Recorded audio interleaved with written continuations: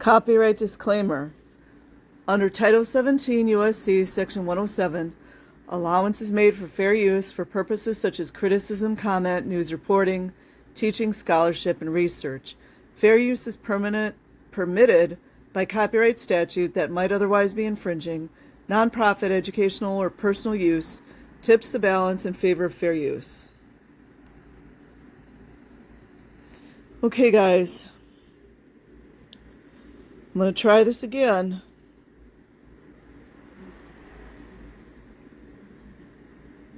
Lawsuit. Scientology leader paid millions for secret surveillance on rivals.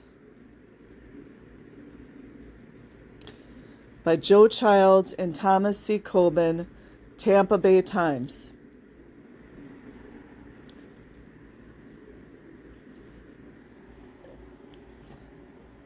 Church of Scientology leader David Miscavige ordered surveillance on one of his former church rivals in a secret operation that lasted 25 years and ate up millions in church funds, a Texas lawsuit alleges.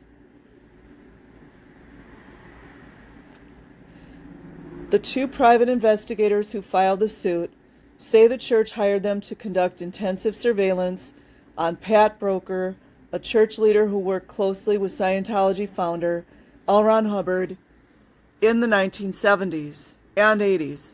Broker was outed by Miscavige in a power struggle after Hubbard's 1986 death.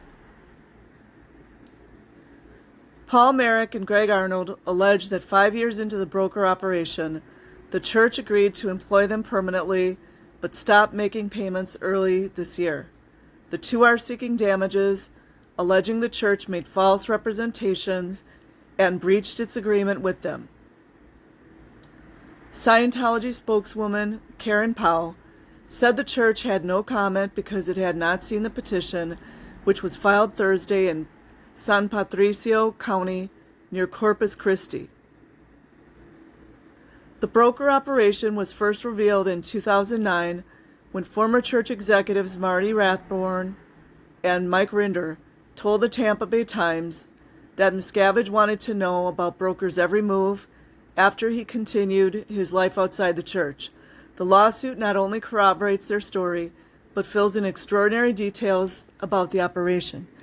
I personally find that really suspect that two men, Rathburn and Rinder, who were both top executives, and I know Rinder was a public relations, probably talked to Tampa Bay Times as a Scientologist, and now both of them talk to Tampa Bay Times and other media outlets as a supposed ex-Scientologist.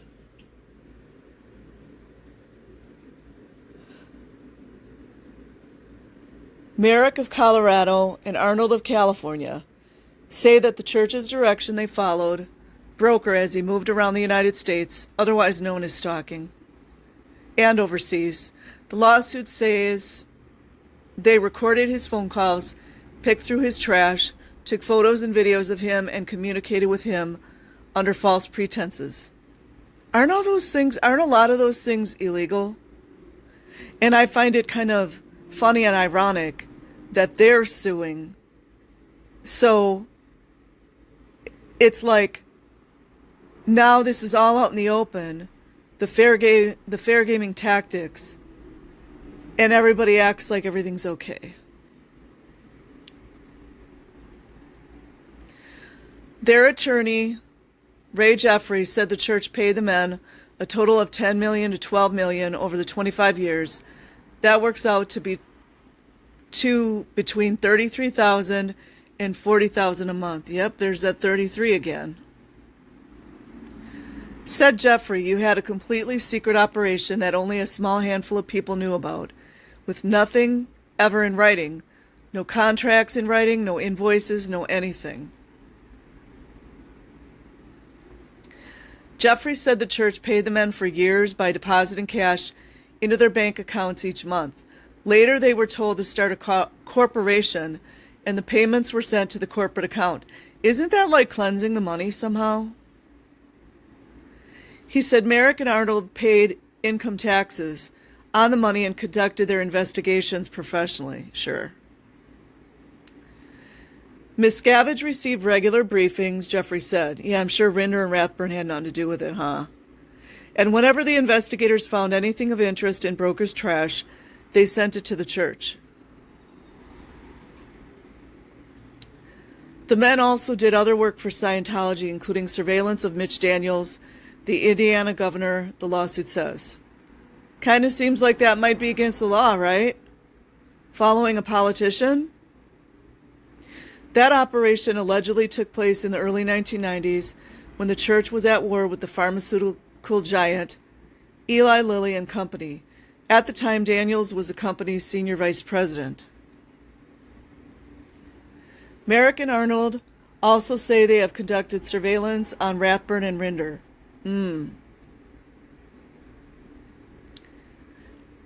Rathburn left the church in 2004 and Rinder in 2007. They have since been leaders in a growing movement of independent Scientologists. Wow, now it's out. They never stopped practicing. Who oppose the way Miscavige is running the church. It makes sense, doesn't it? All the stuff we've seen. How can you want to take Scientology down when you're still practicing Scientology? Somebody explain that.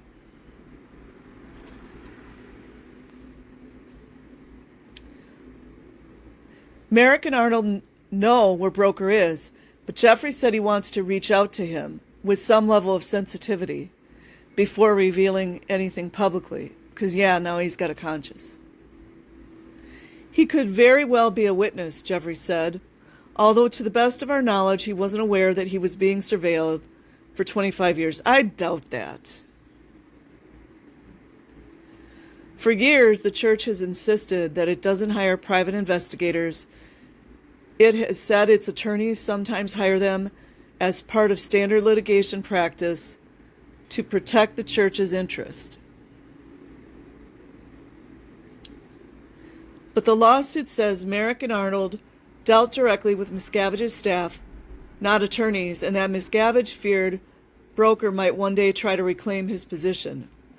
Broker left quietly and was not a threat to Scientology, Jeffrey said. The surveillance operation just seems inconsistent with their mission. 5 years into the operation, the two investigators began to worry about whether anyone would hire them when the church no longer needed them. Oh, now they care. Very narcissistic. They say they were told the church would deny any knowledge of them or work if anyone asked. Deny, attack, victim. Deny, attack, reverse, victim, offender. The two men began looking for jobs in their former field. Law enforcement. Oh, how convenient. But when Miscavige's staff learned about it, they told the men not to leave, that the church would pay them permanently, even if the Broker operation ended. According to the lawsuit, the church said it would treat the men better than if they had law enforcement careers. The lawsuit argues that the church is legally bound to those words, even if there was no written contract. Jeffrey said the church's payments to the men became irregular, then stopped completely earlier this year. So these fools are actually taking Church of Scientology to court for non-payment of fair gaming. Wow. And they were law enforcement. Oh my God. He said they contacted him after he represented Debbie Cook. Debbie Cook's also known to heinously and viciously abuse children.